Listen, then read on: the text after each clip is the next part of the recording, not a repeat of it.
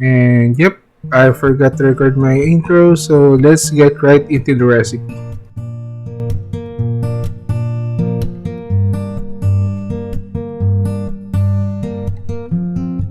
For this version of kare-kare, we'll use beef tripe or in Filipino, tuwalya, which literally translates to towel.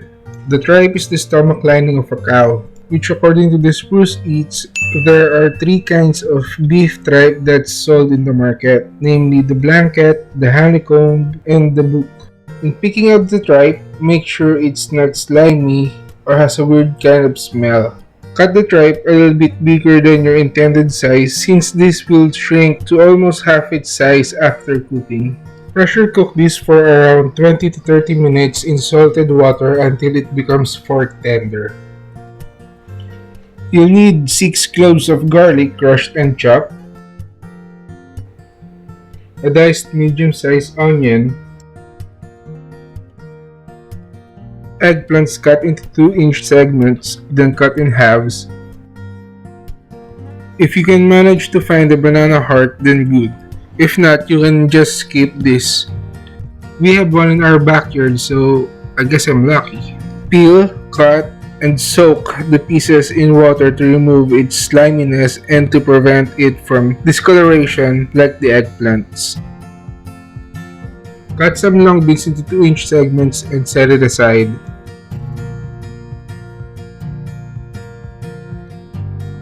A handful of pechay or bok choy. My mom's proud of her vegetable garden. I didn't need to buy this one, so it saves me around 20 pesos more or less. Always wash your pechay.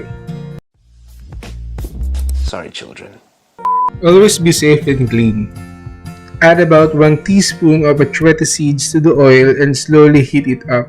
Be careful not to burn the achiote seeds as this will give an unpleasant burnt taste to the oil.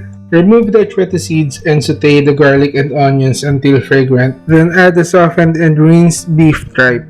Saute the beef tripe for a couple of minutes just to let it absorb the garlic and onion flavors, then add a teaspoon of salt and freshly ground black pepper and a couple of dash of MSG.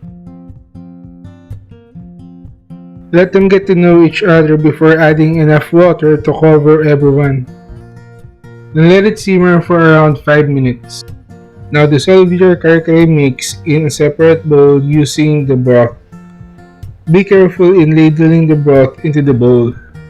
Once dissolved, pour your kare-kare mix back into the casserole. Then stir carefully until the sauce mixes with the broth evenly. Now I know some of you will say that this is a shortcut way of cooking kare-kare. But if you want to see the full procedure without using a kare-kare mix, click on my crispy kare-kare video. After simmering for 5 minutes, the sauce will start to thicken. Start adding your vegetables starting with the eggplants and the banana heart. Let them soften before adding the peanut butter. Then add the string beans and stir occasionally. Then add a couple of tablespoons of sugar depending on your taste. Then lastly put in the pechay and cook for another 2 minutes. Now remember that the sauce has peanut butter and sugar and will definitely settle at the bottom of the casserole. Slowly stir while trying to scrape anything that sticks at the bottom. Serve with shrimp paste in contrast to its mellow sweet peanut butter sauce. Kare-kare is one of the favorite dishes of any Filipino everywhere. As always, thank you for watching and see you again next time.